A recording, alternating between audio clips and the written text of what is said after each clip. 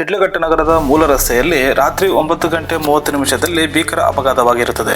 ಶಿಡ್ಲಘಟ್ಟದಿಂದ ಬೆಂಗಳೂರು ಮಾರ್ಗದ ಪ್ರಯಾಣಿಕರ ಖಾಸಗಿ ವಾಹನ HP ಪೆಟ್ರೋಲ್ ಬಂಕ್ನಲ್ಲಿ ಡೀಸೆಲ್ ತುಂಬಿಸಿ ಹಿಂದೆ ಬರುವಾಗ ಮೂಲ ರಸ್ತೆಯಿಂದ ಓಮ್ನಿಯಲ್ಲಿ ಬರುತ್ತಿದ್ದವರು ಬಸ್ಸಿನ ಹಿಂಬದಿಗೆ ಡಿಕ್ಕಿ ಹೊಡೆದ ಪರಿಣಾಮ ಎಡಭಾಗದಲ್ಲಿ ಕಾರು ಜಖಂ ಆಗಿ ಎಡಭಾಗದಲ್ಲಿ ಕುಳಿತಿರುವ 11 ವರ್ಷದ ಬಾಲಕನಿಗೆ ತಲೆಗೆ ಹಾಗೂ ಮೂಗಿಗೆ ಪೆಟ್ಟು ಬಿದ್ದು ರಕ್ತಸ್ರಾವವಾಗಿರುತ್ತದೆ.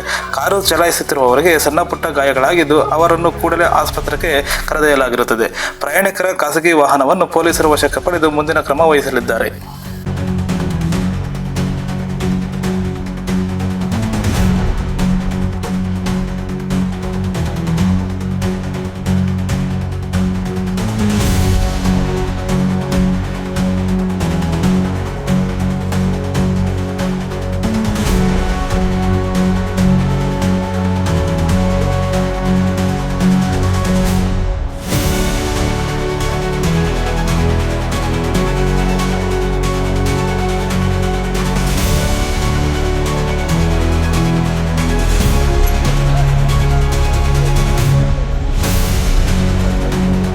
Udah, Pak. Bisa.